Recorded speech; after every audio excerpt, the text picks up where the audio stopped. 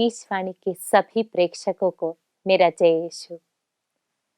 आज के हमारे चिंतन का विषय है, हम अपने आलस्य से कैसे उभरे।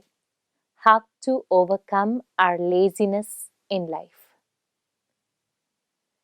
जब हम कुछ लोगों को देखते हैं तो वे हमेशा एक ही काम में व्यस्त रहते हैं, या तो टीवी देखने में, या कोई वीडियो गेम खेलने में, या फिर सोने में।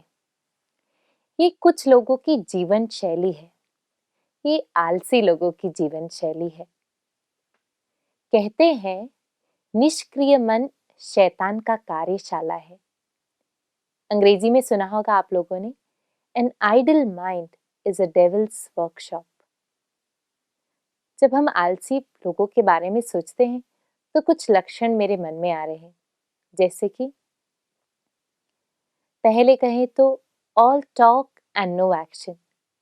ऐसे लोग हमेशा बातें करने में अव्वल रहते हैं, पर अगर हम उनसे कहें कि कुछ कार्य करो तो उसमें वो कभी आते नहीं।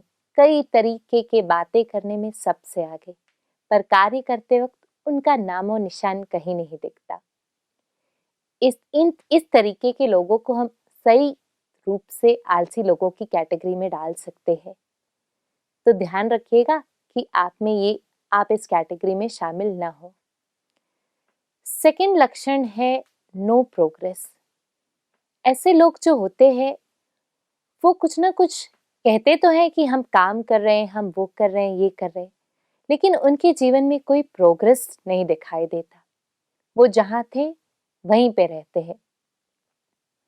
बाइबल में सुक्ति ग्रंथ में ऐसे लोगों के बारे में कहा गया है, जैसे किवाड़ अपने कब्जे पर घूमता रहता है, उसी प्रकार आलसी व्यक्ति अपने पलंग पर करवट बदलता रहता है। फिर इनकी एक खूबी है प्रोक्रेस्टिनेशन, या फिर चीजों को, कर्तव्यों को, कामों को टालना। ये अपने कामों को हरदम टालते रहते हैं। तो ध्यान रखिएगा कि आप में इनमें से कोई भी लक्षण ना हो, क्योंकि प्रभु ईश्वर ने हमें एक आलस्य का जीवन बिताने के लिए नहीं, बल्कि परिश्रम का जीवन बिताने के लिए बुलाया है।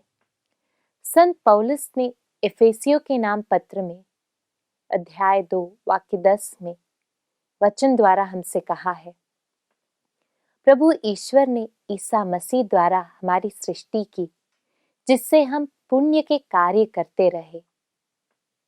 हाँ, प्रभु ईश्वर ने हमें पुण्य के कार्य या निरंतर अच्छे कार्य करने के लिए ही हमारी सृष्टि के ही, ना कि आराम से अपना समय बर्बाद करें। तो इस आलस्य से उभर कर एक परिश्रमी का जीवन जीने के लिए हमें क्या करना होगा? सबसे पहले तो अपने मन में उत्साह बनाए रखिए। Be enthusiastic. अपने आसपास के लोगों को प्रोत्साहन देते रहिए, उनको भी अच्छा करने के लिए प्रोत्साहित कीजिए। अपने कार्यों में उत्साह लाइए। सेकंड, ये बहुत ही इंपॉर्टेंट है, निस्वार्थ प्यार कीजिए। जब आपके मन में निस्वार्थ प्रेम की भावना है, तब आप भले कार्य करने में तत्पर रहेंगे, तब आप दूसरों की सहायता करने में तत्पर रहेंगे, तब आप अपने आप में वो परिश्रम की भाव उत्पन्न होगा। फिर एक है, जैसा मैंने लक्षण में कहा था कि ये लोग बहुत ही प्रोक्रेस्टिनेट होते हैं, तो आपको अवॉइड प्रोक्रेस्टिनेशन, यानी कि चीजों को टालने की आदत को बंद करना है। कहते हैं हिंदी में बहुत ही अच्छी कहावत है, काल करे सो आज, आज करे सो अभी। तो अभी करने की आदत डालिएगा। और बाइबल में सुक्ति ग्रंथ में एक बहुत अच्छी कहावत है, इसे ध्यान से सुनिएगा। हे आलसी, तुम चींटी के पास जाओ और उससे सीखो, उसके आचरण को देखो और प्रज्ञ बनो। वो फसल के समय अपना भोजन संचित करता है। हे आलसी, तुम कब तक सोते रहोगे? जाग जाओ और परिश्रम करो। हाँ प्रिय दोस्तों, प्रभु ईश्वर ने हमें परिश्रम करने के लिए अच्छे कार्य करने के लिए ही हमारी नियुक्ति की है, हमें इस संसार में जीवन दिया है।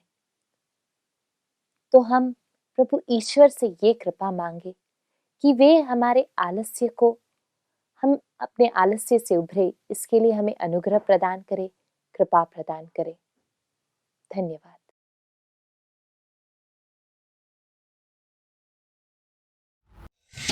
For latest videos and updates, like, share and subscribe. For instant notifications, press the bell icon.